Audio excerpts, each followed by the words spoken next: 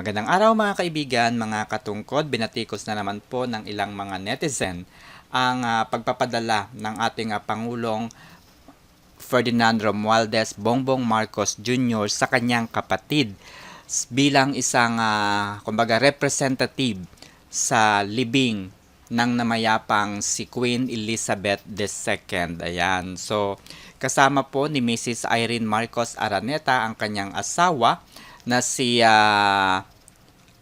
Gregorio Maria Araneta III na pupunta sa libing ni Queen Elizabeth. Ayan. So, ngayong araw na nga pong ito, ang libing ni Queen Elizabeth, September 19, 2022. Ayan. So, sa kadahilan ng mayroong pong napakahalagang aktibidades ang ating Pangulo, siya ngayon ay nasa USA, no, sa upang umattend sa isang napakahalaga, napaka-importanteng discussions o pag-uusap, no.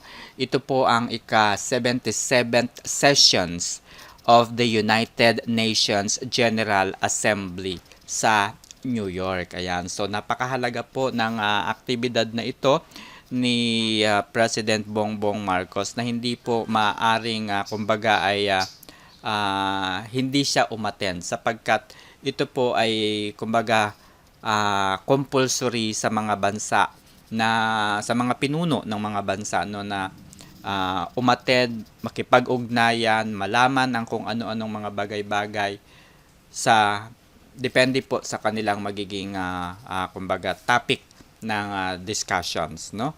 So ito po yung tagpo na kung saan ay nasa airport na nga po at nasa New York na sa kasalukuyan si President Bongbong Marcos kasama ang kanyang may bahay na si Mrs. Luis Araneta.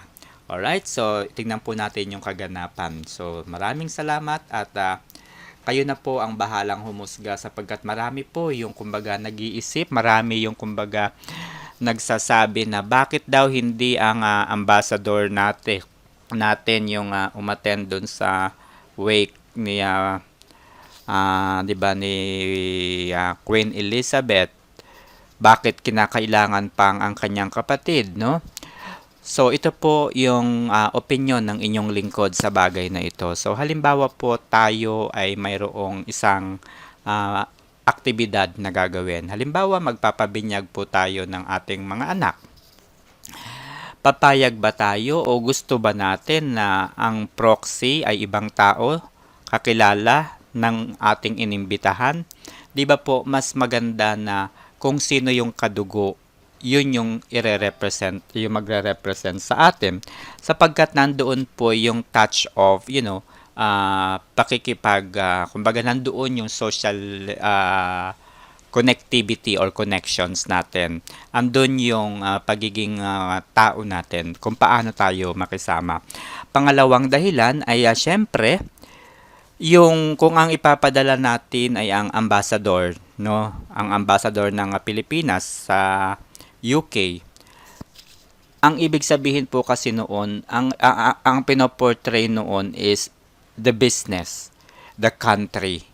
Okay? Yun po yung nire-represent. Whereas, kung magpapadala ng kamag-anak, kapatid, lalo na no, si President Bongbong Marcos, siyempre ang nire-represent po ni Mrs. Irene Araneta ay ang, kumbaga, pagiging Pinoy natin. 'Di ba? Pagiging Pinoy natin na hindi lang puro business ang ugnayan, hindi lang kung ano-ano yung ugnayan. It's all about the Filipinos para po sa akin, ha. Yun po yung gusto kong ipakita. Kasi yung ambassador po natin, nandun na yun sa UK eh. Every minute, every day, andun sa trabaho niya. Kumbaga nakikita na siya, nakikipag-ugnayan na siya sa ibang mga opisina ng gobyerno doon sa UK, ganyan. So, iba pa rin po yung mismong kadugo, yung makikiramay. Iba pa rin po yung mismong kadugo, yung mismong ipapadala natin. Kasi nandoon yung puso. So, parang sinasabi na ang ugnayan ng Pilipinas at ng UK ay hindi lamang tungkol sa bansa, hindi lamang sa batas, sa civil relationships, and so on and so forth, kundi ito ay bilang, kumbaga, nandoon yung puso natin na makiramay. Yun po yung nakikita kong dahilan. Although, maaari rin naman na pwedeng pagsabayin yung ambassador at ang kanyang kapatid, di ba? Pero yun po yung nakikita ko. Wala pong dapat questionin doon sa part na yun. No? At the end of the day, sabihin man nating okay, sabihin natin sa tax na tax na ating binabayaran ng gagaling 'yon. At the end of the day, he is the president, no? He is the president.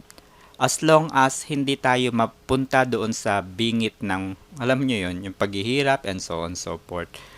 Okay? So, yun lamang po ang tingnan po natin. Maging malawak po sana tayo sa mga bagay-bagay na katulad po nito.